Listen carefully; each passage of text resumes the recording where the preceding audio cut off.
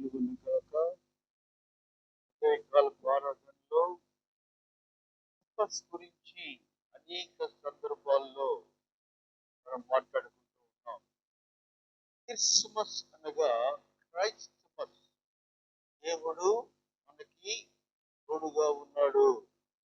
దేవుడు మనకు తోడుగా ఉన్నాడు. దేవుడు ఏమంటున్నాడంటే, స్వచ్ఛమైన మాట భక్తుడు ఏం రాస్తున్నాడంటే, స్వకీయుల దగ్గరికి వచ్చిన కానీ స్వకీయులు ఆయనను అంగీకరించలేదు. మనం గమనిస్తే లూకాసు సువార్త 2:12 ఆయనకి ఇష్టలైన వారికి ఆయన కనిపించను. ఇష్టలు, దేవునికి ఇష్టలు ఎలా ఉండాలో వాక్యాన్ని ధ్యానించుకుందాం. పరిశుద్ధుడా మా తండ్రి, మా దేవ, ఈ వాక్యాలు ధ్యానించుండగా తండ్రి, ఈ పరలోక మర్మాలు మాకు తెలియచేయమని, లేక తండ్రి ఏమి బోధించాలో మాకు నేర్పించమని, ఈ క్రిస్మస్ సమయంలో మా ప్రజలందరూ కూడా సంతోషముగా ఉండి నిన్ను ఆరాధించే బిడ్డలుగా, ఆహ్వానించే బిడ్డలుగా ఉండాలని యేసు క్రీస్తు పేరట అతి వినయముగా వేడుకొనుచున్నాను తండ్రి. ఆమేన్. యేసు ప్రభు ఎందుకు ఈ లోకానికి వచ్చాడో మనం చూసినట్లయితే, మరి వారం కొన్ని విషయాలు చూద్దాం, ఈ వారం కూడా చూద్దాం. ఆయన స్వకీయులకు వచ్చిన కానీ ఆయనను వారు అంగీకరించలేదు. ఎందుకో తెలుసా? మత్తయి సువార్త 21 మత్తయి సువార్త 21 ఆయన యెరూషలేములో వచ్చినప్పుడు పట్టణమంతయు ఇది ఎవరా అని కలవరపడిరి. అందరు కలవరపడ్డారు. ఎందుకు కలవరపడ్డారు తెలుసా? ఆయన అభిషేక్తుని యొక్క రాకడ గురించి ఎవరు ముందుగా ప్రకటింపబడలేదు. మనం గమనిస్తే దేవుడు ఒక ప్రణాళిక ప్రకారం ఈ లోకానికి వచ్చాడు. ఎలా వచ్చాడు తెలుసా? God has his own time table. ప్రధాన ప్రాంతంలో పుడతానని స్పష్టముగా తెలియజేశాడు. మనం చూస్తే ఆదికాండం 3:15 చూస్తే స్త్రీ సంతానం సుమారు 4000 సంవత్సరాల క్రితమే యేసు ప్రభు స్త్రీ సంతానముగా జన్మిస్తాడని బైబిల్ వాక్యం తెలియజేస్తుంది. అలాగే యెషయా, మీకా ఇద్దరు కూడా సమకాలికులు. యెషయా గ్రంథకర్త, మీకా గ్రంథకర్త ఇద్దరు కూడా సమకాలికులు. యేసు ప్రభు పుట్టక ముందు 700 సంవత్సరాల క్రితం ఇదిగో కన్యక గర్భవతి కుమారుడు కనును, అతని మీద రాజ్య భారముండును. మీకా గ్రంథం 5:2 స్పష్టముగా వ్రాశాడు. యూదయ బెత్లెహేమా, నీవెంత మాత్రం అల్పమైనది కాను అని చెప్తూ బెత్లెహేములో యేసు పుడతాడని స్పష్టంగా వ్రాయబడ్డాయి. బైబిల్ గ్రంథములో 3294 ప్రశ్నలు ఉన్నాయి. బైబిల్ గ్రంథములో 3294 ప్రశ్నలు ఉన్నాయి. 1189 అధ్యాయాలు ఉన్నాయి. అక్కడ 3 ప్రశ్నలు చూద్దాం. 3 ప్రశ్నలు ఎందుకు ఈ ఉదయకాలం చూస్తున్నామంటే, యేసు దేవుణ్ణి నువ్వు నేను గుర్తెరగాలి. ఎందుకు గుర్తెరగాలి?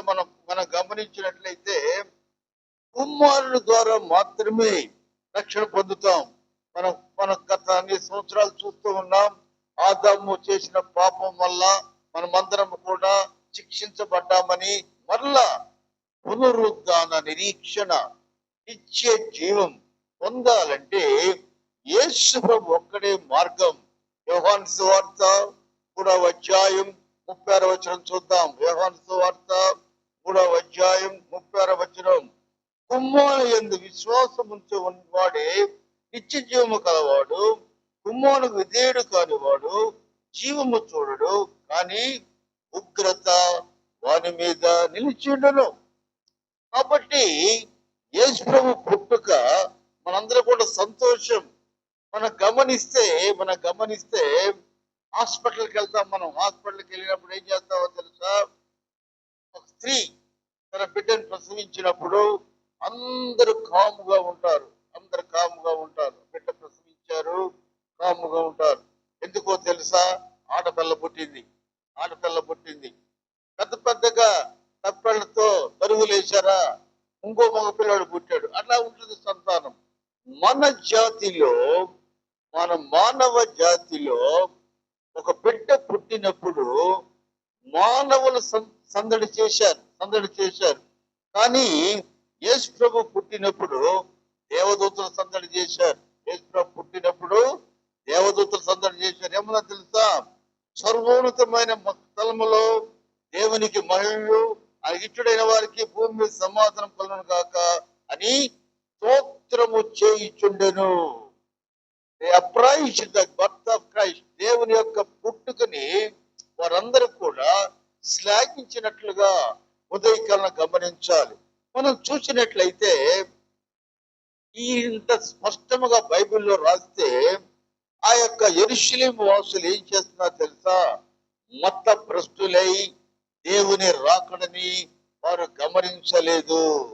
అందుకే యేసు ప్రభు పుట్టిన పుట్టుక ఎలా ఉంటదంటే, ఒక పేదవాడుగా మనం గమనిస్తే ఆయన జన్మ అద్భుతం, ఆయన జీవితం అద్భుతం, ఆయన మరణం కూడా అద్భుతం. అటువంటి అద్భుతకరుడు, ఆశ్చర్యకరుడు ఈ లోకములో జన్మిస్తే ప్రజలు ఆయన గుర్తించలేదు. మనం గమనిస్తే ఎక్కడో ఒక ప్రణాళికలో దేవుడు మన బిడ్డల్ని కాపాడుతాడు. మనం చూద్దాం ఎలా కాపాడాడో. చూసినట్లయితే మనం ద్వితీయోపదేశకాండం 23వ అధ్యాయం 22వ వచనములో ఒక చక్కటి మాట ఒకటి ఉంది. ఏమిటా మాట తెలుసా? ప్రదానము చేయబడిన స్త్రీని అవమానపరిచినట్లయితే ఆ స్త్రీని రాళ్లతో కొట్టి చంపవలెను. కానీ దేవుడు ఏం చేస్తున్నాడు తెలుసా?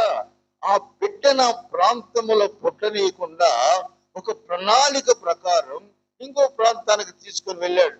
ఎలా తీసుకెళ్ళాడో తెలుసా? ప్రపంచములో మొట్టమొదటిసారిగా జనాభా లెక్కలు తీసింది క్రైస్ట్ అగస్టస్ రాజు కాలంలో. మనం గమనిస్తే అగస్టస్ కింగ్ సమయంలో మన మొట్టమొదటిసారిగా జనాభా లెక్కలు తీసినప్పుడు ఆ గవర్నర్ ఎవరంటే కురేని గవర్నర్ కాలములో రాజైన అగస్టిన్ యొక్క కాలములో మొట్టమొదటిసారిగా జనాభా లెక్కలు తీస్తూ ఉన్నారు. ఎందుకు తీయాలో తెలుసా? ద్వితీయోపదేశకాండం ప్రకారం, లేవియా కాండం ప్రకారం ఒక స్త్రీ ప్రదానము చేయబడిన తర్వాత గర్భము ధరిస్తే ఆమెను రాళ్లతో కొట్టి చంపేయాలి. ఆ పరిస్థితి మరియమ్మకు రాకుండా దేవుడు ఏం చేశాడంటే, పచ్చపోళ్ళు కూడా ఒక పిలుపు వచ్చింది. ఏంటి ఆ పిలుపు అంటే, మీ ఊర్లకెళ్ళి మీరు జనాభా లెక్కల్లో మీ పేరు రాసుకోండి. ఆ రోజుల్లో ఆధార్ కార్డు ఉందా? లేదు. పాన్ కార్డు ఉందా? లేదు. రేషన్ కార్డు ఉందా? లేదు. మనుషులే పోవాలి. యేసయ్య, మరియమ్మ ఆ యొక్క నజరేత్ అనే పట్టణంలో ఉంది. నజరేత్ అనేది it was a notarised place, మంచి స్థలం అది. అక్కడ ఆమె గర్భం దాల్చింది. ఎప్పుడైతే ఆ గర్భం బయట అందరు చూసేటువంటి ఆ సమయం వచ్చిందో, దేవుడు ప్రణాళిక ప్రకారం రాజు ద్వారా జనాభా లెక్కలు తీపిస్తూ మరియమ్మని బెత్లెహేము పంపించాలి. నజరేతు నుంచి బెత్లెహేముకి సుమారు 120 కిలోమీటర్లు. నజరేతు నుంచి బెత్లెహేముకి సుమారు 120 కిలోమీటర్లు. అంత దూరం ప్రయాణం చేయాలంటే ఆ రోజుల్లో కార్లు లేవు, బస్సులు లేవు, రైళ్లు లేవు, విమానాలు లేవు. నడుచుకుంటా గాడిదల మీద యేసేపు ఆమెను తీసుకొని వెళ్ళి కరెక్ట్ గా ఆమెను ఎవరికి నజరేతులో కనపడకుండా బెత్లెహేము వెళ్ళిన తర్వాత, ఆమె ఆ ప్రసవం నిండిన తర్వాత యూదయ బెత్లెహేములో యేసు ప్రభువును కనిందని మన బైబిల్ ద్వారా తెలుసుకుందాం. అయితే దేవుని ప్రణాళిక ఏమిటంటే, తన కుమారుడు ద్వారా ఆదాము పోగొట్టుకున్న పాపాన్ని నిత్య జీవాన్ని ఇవ్వటానికి ఒక ప్రణాళిక వేసినట్లుగా మనం గమనించాలి. అయితే 3 విషయాల్లో, ఆదికాండం 3:15, యెషయా 9:6, యెషయా 7:42, మీకా 5:2, ఇన్ని గ్రంథాల్లో స్పష్టముగా యేసు ప్రభు జన్మిస్తాడని రాస్తే మతభ్రష్టులు, ఈ యొక్క నాయకులు, పరిచయులు, శాస్త్రులు అభిషేక్తుని రాకడ గురించి ప్రకటించలేదు. నక్షత్రం ఎలా ఉండదో తెలుసా? మనం చూసినట్లయితే సంఖ్యాకాండములో స్పష్టముగా వ్రాయబడింది. సంఖ్యాకాండం మనం చూసినట్లయితే 24వ అధ్యాయం 17వ వచనములో నక్షత్రము యాకోబులో ఉదయించును. కాబట్టి ఆ నక్షత్రం యొక్క ఇంపార్టెన్స్ గురించి కొన్ని వేల సంవత్సరాల క్రితమే దేవుడు రాశాడు. ఆ నక్షత్రాన్ని చూచి 3000 కిలోమీటర్ల నుంచి తూర్పు దేశ జ్ఞానులు ఈ యొక్క యెరూషలేముకు వస్తే యెరూషలేము వాసులు, ఆ సంఘ కాపరులందరూ కూడా రాజును పొగుడుతూ ఇష్టానుసారముగా జీవిస్తున్నట్లుగా మనం గమనించాలి. ఎలా చేస్తున్నారు తెలుసా? ఇంత స్పష్టమైనటువంటి వాక్యాన్ని ప్రకటించకుండా రాజును పొగుడుతూ వాళ్ళ జీవితం అంతా నడిపిస్తున్నట్లుగా మనం గమనించాలి. అందుకే బైబిల్ గ్రంథములో మనం గమనిస్తే 3 ప్రశ్నలు ఉన్నాయి. 3 ప్రశ్నలు. ఆ 3000 మైళ్ళ దూరం వచ్చిన జ్ఞానులు డైరెక్ట్ గా రాజు దగ్గరికి వచ్చారు. ఒక వ్యక్తి చూద్దాం, మనం ఒక ప్రశ్న వేస్తున్నాడు, యూదులు రాజుగా పుట్టినవాడు ఎక్కడున్నాడు? ఒక బిడ్డ పుట్టిన వెంటనే రాజు అనిపించుకున్నాడు. ఒక బిడ్డ పుట్టిన వెంటనే రాజు అనిపించుకున్నాడు. అటువంటి ఘనత యేసయ్యకి మాత్రం ఉంది.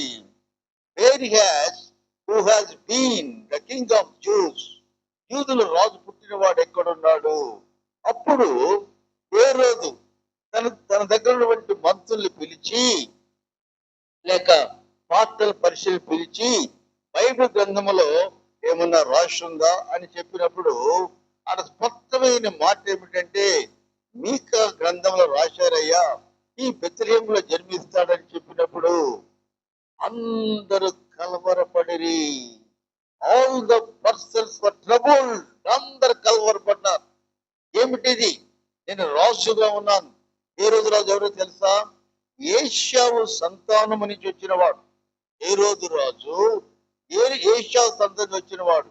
ఒకసారి ఆయన భార్య గర్భం గాలిస్తే వాడు తన కొడుకు తన తర్వాత రాజు అవుతాడని ఆమె గర్భాన్ని కాలితో నడిపి చంపేశాడు.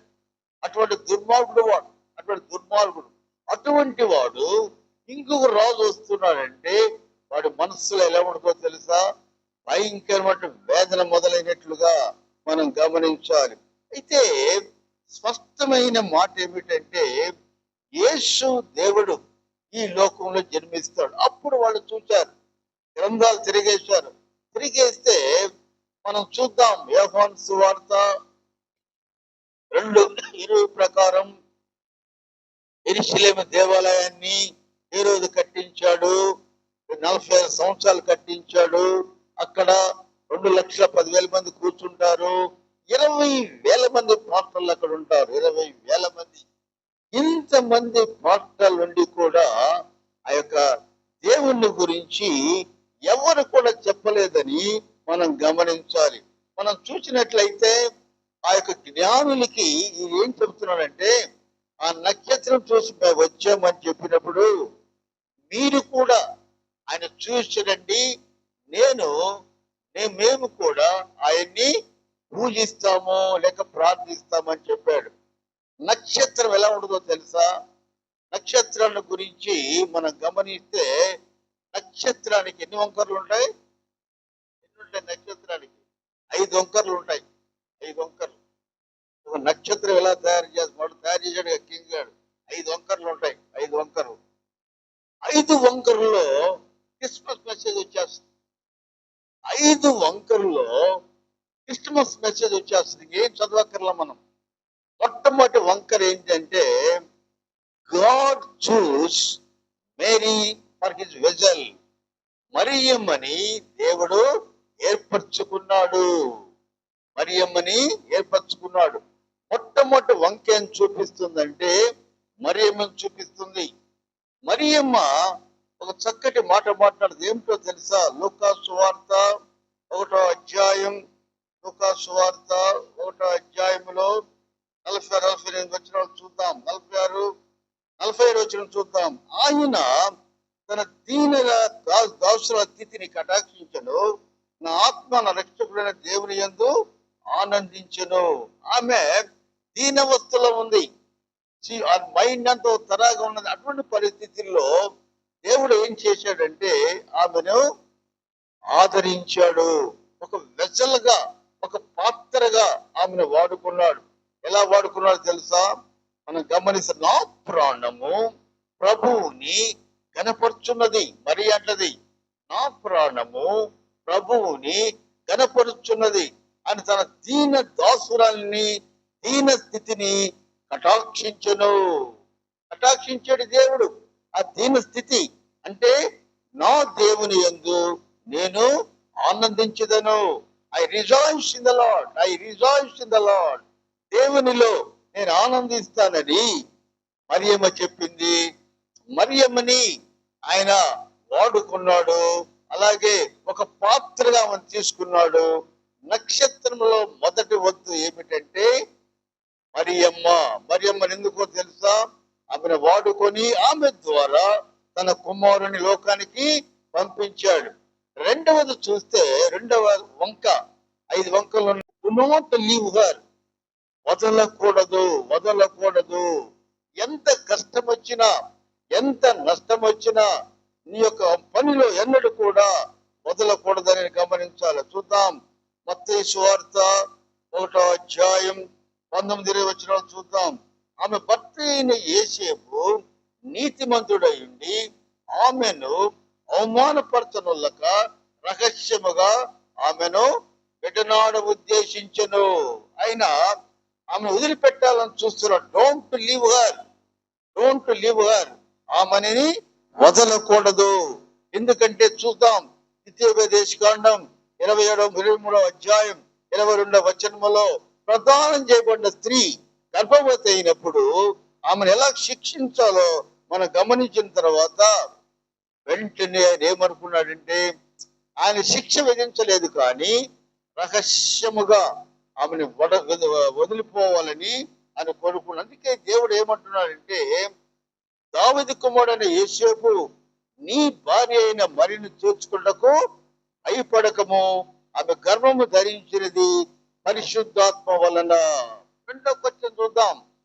యోసేపు తన కష్టములో కూడా ఆయన ఆలోచించాడు, దేవుని మాట విన్నాడు. కాబట్టి డు నాట్ లీవ్, ఆమెని వదలొద్దు. మొదటి వంక మరియమ్మ, రెండవ వంక జోసెఫ్. మూడవ వంక మనం చూసినట్లయితే ఈ లూకా సువార్తలో ఒక చక్కటి మాట ఉంది. 2వ అధ్యాయం 8వ వచనం. లూకా సువార్త 2వ అధ్యాయం 8వ వచనం. ఆ దేశములో కొందరు గొర్రెల కాపర్ల పొలములో ఉండి రాత్రి వేళ తమ మందను కాచుకొనుచుండగా. ఎవరైతే సంఘ కాపర్లుగా ఉన్నారో, ఎవరైతే నాయకులుగా ఉన్నారో, వాళ్ళు చేయవలసిన పని ఏమిటో తెలుసా? మందని కాయాలి, సంఘాన్ని కాయాలి, గొర్రెలు తప్పుకోకుండా చూడాలి. అందుకే బైబిల్ గ్రంథములో మనం చూసే పోయిన వారం చెప్పాను నేను, 2 భాగాలు ఉంటాయి. మొట్టమొదటి భాగం పాత నిబంధన గ్రంథం, రెండవది కొత్త నిబంధన గ్రంథం. మధ్యలో ఒక తెల్ల కాగితం ఉంటుంది.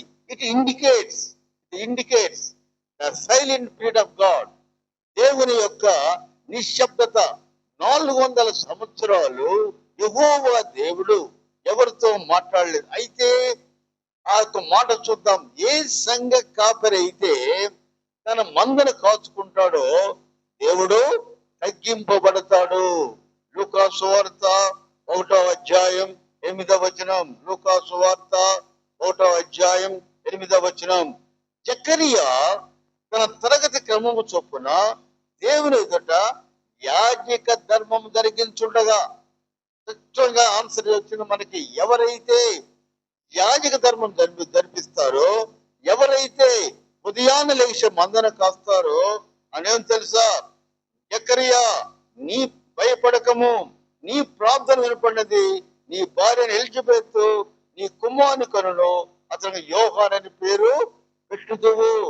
ఒక గుడ్ మెసేజ్ వచ్చింది ఆయనకి. వారు మందన కాసుకుంటూ ఉన్నారు.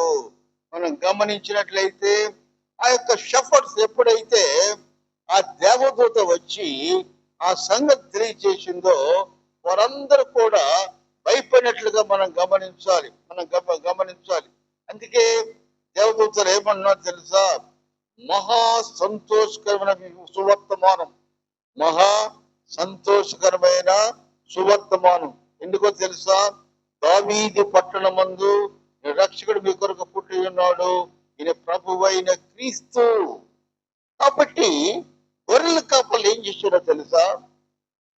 పాత నిబంధన చట్ట ప్రకారం, యూదుల చట్ట ప్రకారం ఒక వ్యక్తి చనిపోతే సాక్ష్యంగా గొర్రెల కాపరి వెళ్తే అతను తీసుకోరు, బయటికి పంపించేస్తారు.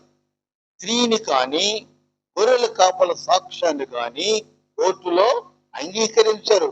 అటువంటి తక్కువ వ్యక్తి వాళ్ళు ఏం చేస్తున్నారు తెలుసా? మనమైతే పొద్దాక వాక్యం వింటామే కానీ ప్రకటన పనులు వెనకబడతాం. వాళ్ళు ఏం చేశారు తెలుసా? లూకా సువార్త 2వ అధ్యాయం 16వ వచనం. లూకా సువార్త 2వ అధ్యాయం 16వ వచనం. త్వరగా వెళ్ళి మరియును యేసేపును తొట్టులో పండుకున్న శిశువును చూచిరి.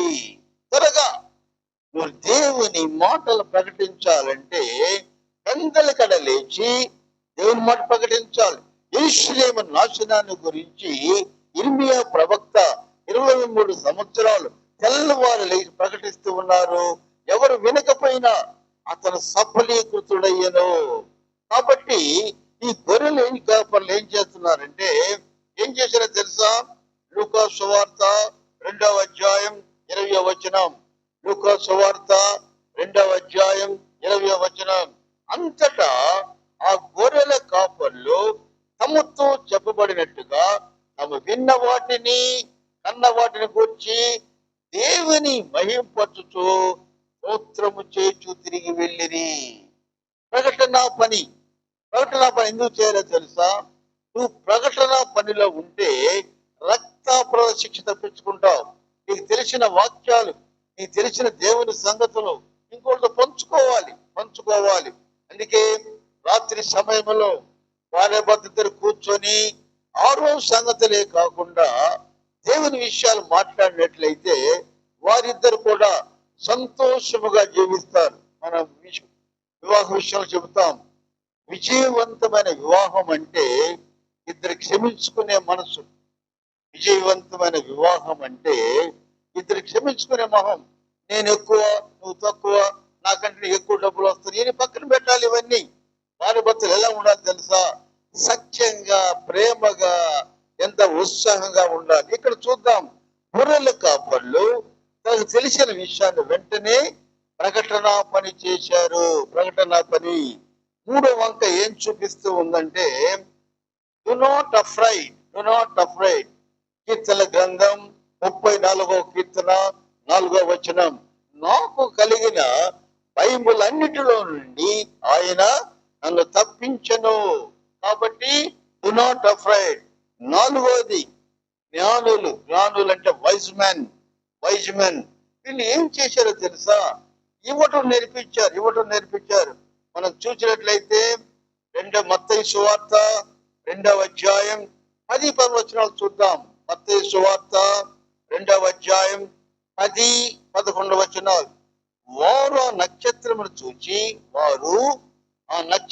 చూచి అత్యానంద భరితులై ఇంటిలోనికి వచ్చి తల్లి అయిన మరియను ఆ శిశువును చూచి సాగిలపడి ఆయనను పూజించి తమ పెట్టెలు విప్పి బంగారమును, సాంబ్రాణిని, గోళమును కానుకలుగానే సమర్పించిరి. అంటే మనం పోయి ఎక్కడికి వెళ్ళినా మీటింగ్కి వెళ్ళి తింటాం కాదు. చందాలు కూడా ఇవ్వాలి, వాళ్ళు బతకాలి కదా పాత్రలు, చందాలు కూడా ఇవ్వాలి మనం. కాబట్టి ఇవ్వటం నేర్పించారు. ఇవ్వటం నేర్పించడమే కాకుండా వాళ్ళు ఏం చేశారు తెలుసా, కోల్గేట్ పేస్ట్ పొద్దున్న వాడతాం కదా, కోల్గేట్ పేస్ట్ వాడతామా, చాలా పాత రోజులు వాడేవాళ్ళు, మీరు వాడేది మాకు తెలియదు కానీ తెల్లగా మీరు మసికప్పులు పెట్టుకునే వాళ్ళు అర్థమైంది నాకు. కోల్గేట్ పేస్ట్ ఎందుకు వాడతారో తెలుసా, దాన్ని తయారు చేసింది విలియం కోల్గేట్. కోల్గేట్ ని క్రైస్తవులు ఎందుకు ఎక్కువ వాడతారంటే, దాన్ని తయారు చేసింది విలియం కోల్గేట్. ఆయన ఏం చేశాడో తెలుసా, మొట్టమొదటి తన ఆదాయంలో 5% దేవుడికి ఇచ్చాడు, 10% ఇచ్చాడు, తర్వాత చూస్తే 20% ఇచ్చాడు, తర్వాత చూస్తే 80% ఇచ్చాడు.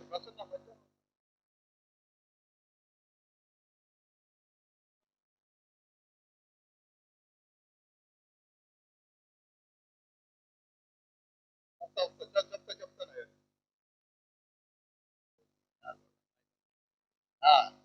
విలియం కోల్గేట్ ఏం చేసేవాడంటే ఆయన 50% ఇచ్చాడు, 200 కోట్ల లాభం వచ్చింది. 60% ఇచ్చాడు, 300 కోట్ల లాభం వచ్చింది. 400 కోట్లు ఇచ్చాడు, 50% లాభం, 60% ఇచ్చాడు.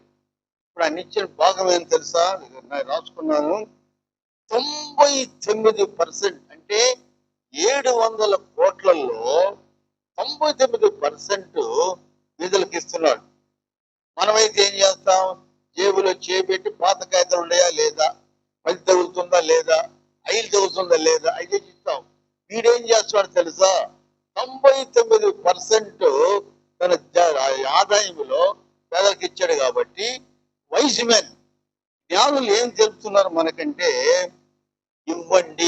ఇవ్వటం నేర్పించారు. 4వ వంక చూసాం. 5వ వంకలో ఏంజల్స్, దేవదూతలు. మొదటి వంక మరియా, 2వ వంక జోసఫ్, 3వ వంక గొర్రెల కాపర్లు, 4వ వంక జ్ఞానులు, 5వది ఏంజల్స్. నక్షత్రం యొక్క ప్రిపరేషన్ ఎలా ఉంటుందంటే, ఇన్ని కారణాలతోటి మనం నక్షత్రాన్ని పెట్టుకుంటాం. దేవదూత అనగా పంపబడిన వారు, దేవదూత అనగా పంపబడిన వారు.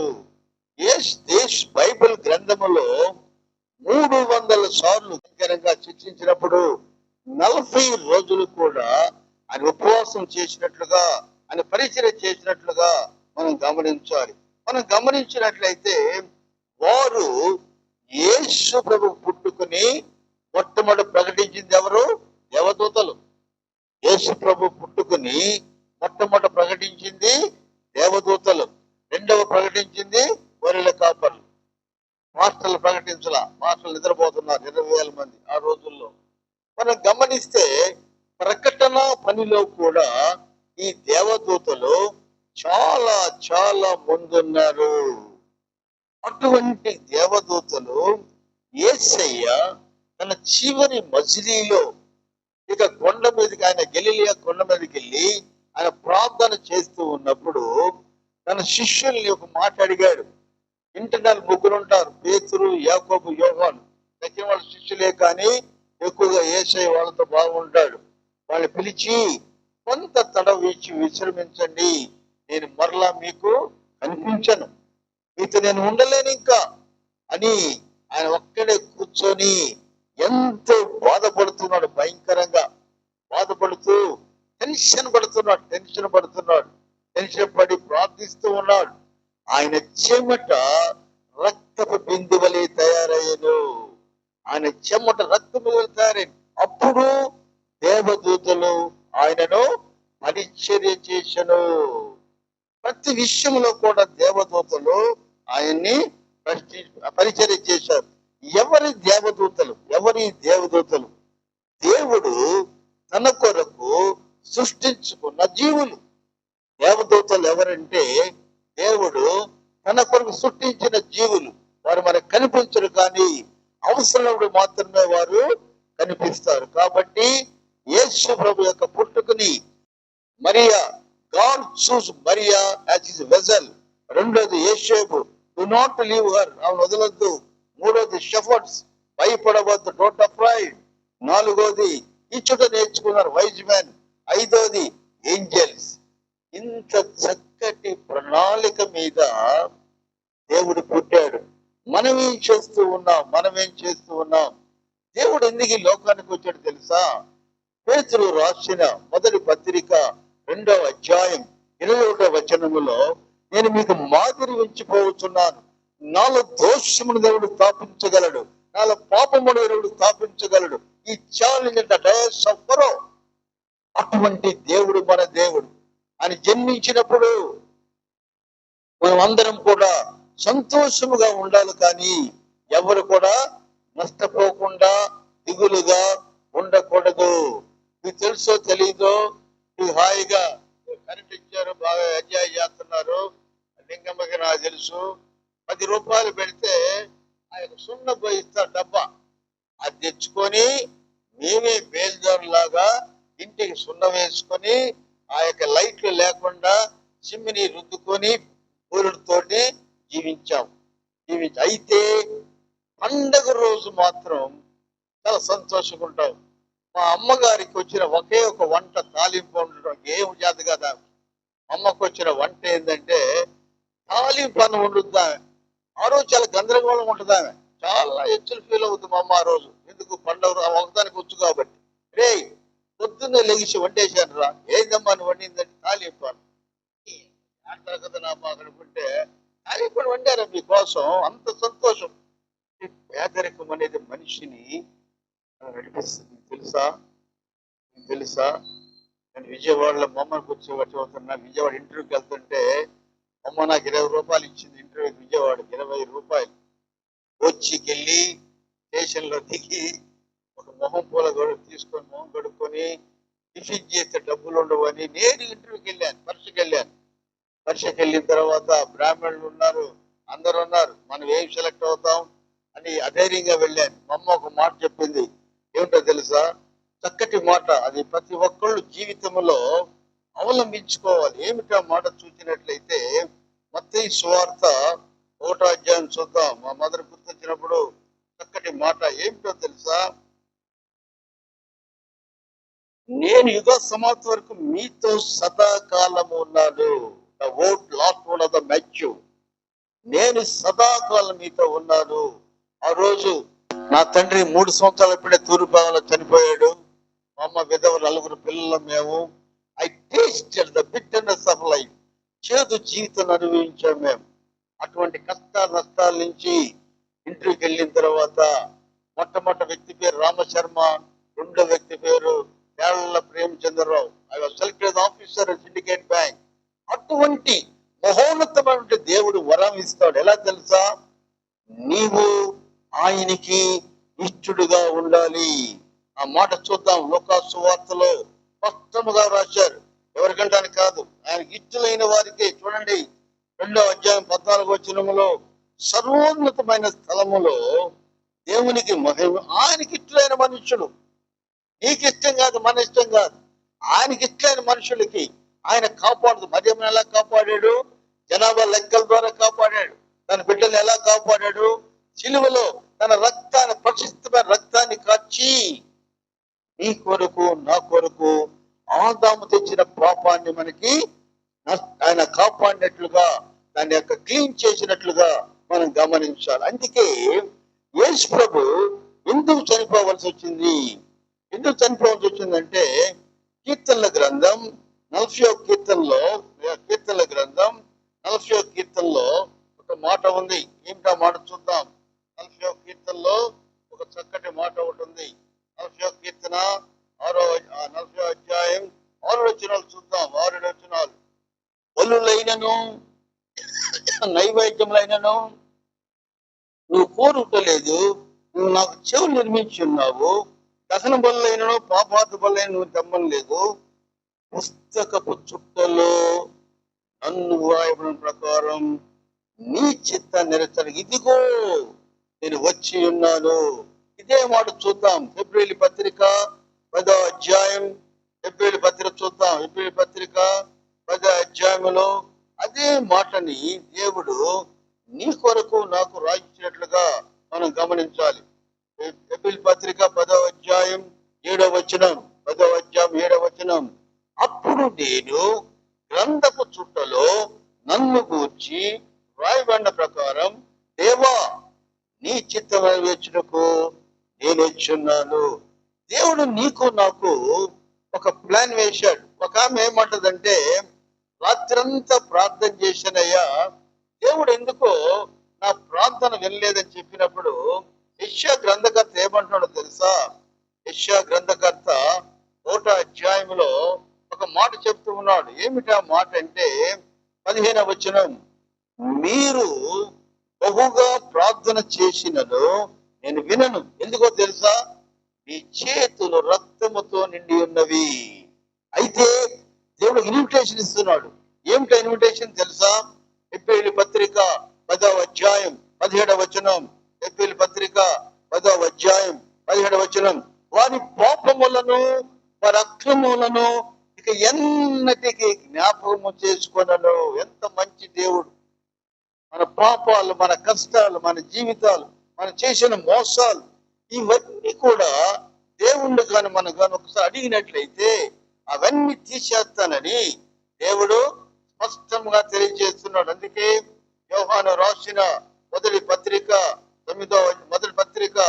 1వ అధ్యాయం 9వ వచనం, యోహాను రాసిన మొదటి పత్రిక 1వ అధ్యాయం 9వ వచనం, మన పాపములను మనం ఒప్పుకునే యెడల ఆయన నమ్మదగిన వాడును నీతిమంతుడు కనుక ఆయన మన పాపములను క్షమించి సమస్త దుర్నీతి నుండి పవిత్రులుగా చేయును.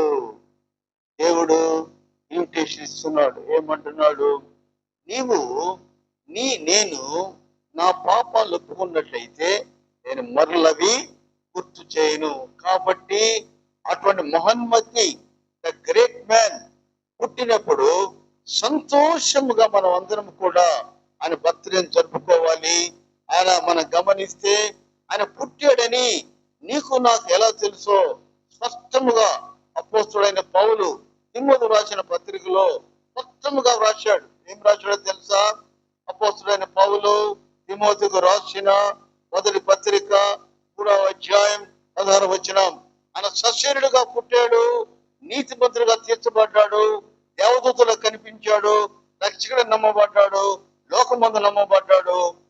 ప్రకటనగా అపోస్తుల కార్యం 1వ అధ్యాయం 9వ వచనం, వాడు చూచుతుండగా ఆయన ఆరోహణమాయను. అటువంటి యేసయ్య బర్త్డేని సంతోషంగా జరుపుకోవాలి, ఆనందంగా జరుపుకోవాలి.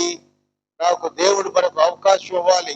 ఎందుకంటే అనేక ప్రాంతాల్లో బుక్ అయ్యాను, లేదు, నాకు క్లారిటీ లేదు. ఒకవేళ చివరి మెసేజ్ అని చెప్పలేను. నేను ట్రై చేస్తాను. దేవుడు రావాలని కోరుకుంటూ ఉన్నాను. కింగ్ గారు ఫోన్ చేస్తుంటాడు నాకు, వస్తాను కానీ అనే చోట్ల బుక్ అయ్యి ఉన్నా. నేను దయచేసి క్షమించండి, కొన్నిసార్లు రాలేకపోవచ్చు. నేను అయినా మా పాలెం మెసేజ్ ఇచ్చాను, చక్కటి మెసేజ్ ఇచ్చాను, అందరూ విన్నారు. మరలా దేవుడు అవకాశం ఇస్తే శనివారం వస్తాను, లేకపోయినా క్షమించండి. మనం ఇక్కడ గమనించిన విషయం ఏంటంటే, బలులు జంతువుల్ని బలి ఇటు వస్తే ఏమవుతుందో తెలుసా? ఈ సంవత్సరం ఫలాని వ్యక్తి తన పాపం కోసం దూడని బలిచ్చాడు, మళ్ళా నెక్స్ట్ ఎందుకు బలిస్తున్నాడు అంటే పాపం క్లీన్ కావట్లేదు, పాపం రెన్యూ అవుతుంది కానీ పాపం క్లీన్ కావటం లేదు. క్లీన్ అవ్వాలంటే యేసు జన్మించాలి. ఆయన జన్మించాడు. అనేక సాక్ష్యాలు ఉన్నాయి, అనేక సాక్ష్యాలు. కొన్నిసార్లు నేను చెప్పినట్లుగా అలెగ్జాండర్ చనిపోయిన 120 సంవత్సరాలు రాశారు, కానీ యేసు చనిపోయిన 10 సంవత్సరాలకే తన శిష్యులు జన్మించాడని స్పష్టంగా రాశారు. అటువంటి యేసు జన్మదినాన్ని సంతోషంగా జరుపుకొని ఆనందోత్సవాలతో ఉండాలని దేవుని పిల్లలు హెచ్చరిస్తూ ఈ కొద్ది మాటలతో ముగిస్తున్నాను. Thank you very much. ప్రార్థన చేసుకుందాం. కృపా సత్యవంతుడైన దేవ, యేసయ్య మా తండ్రి, క్రిస్మస్ సభలో జీవిస్తున్నాం తండ్రి. నాయన మా పాలకు తండ్రి ఎంతో ఆర్థికంగా వెనుకబడ్డ ప్రాంతం తండ్రి, అనేకులు మీ సహాయం ఎదురు చూస్తున్నారు తండ్రి. క్రిస్మస్ సమయంలో తండ్రి బిడ్డలకి వాళ్ళు సంతోషపరచాలని తల్లిదండ్రులు ఎంతో కట్టుపడుతున్నారు తండ్రి. వారి పనిని ఆస్వాదించు తండ్రి, వారి కుటుంబాన్ని ఆస్వాదించు తండ్రి. ఈ యొక్క క్రిస్మస్ సమయంలో ఆనందంగా ఉండేటువంటి ప్రతి కుటుంబాన్ని నీవే ఆదరించమని తండ్రి. అలాగే నాయన భౌతికాహారమే కాకుండా ఆత్మీయంగా కూడా బిడ్డల్ని ఇంకా దీవించి ఆస్వాదించమని తండ్రి. మా పాలెములు ఎవరు కూడా అనారోగ్య సమస్య లేకుండా, అలాగే తండ్రి ఆర్థిక సమస్యలు లేకుండా సంతోషంగా ఉండే బిడ్డలుగా దీవించి ఆస్వాదించమని తండ్రి నాయన.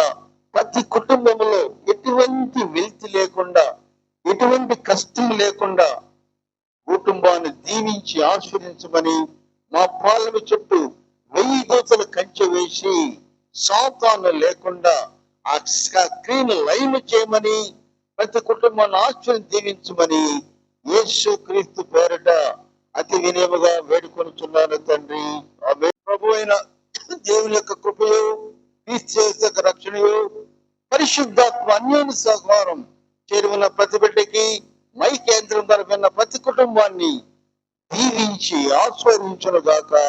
ఆమేన్, ఆమేన్, ఆమేన్.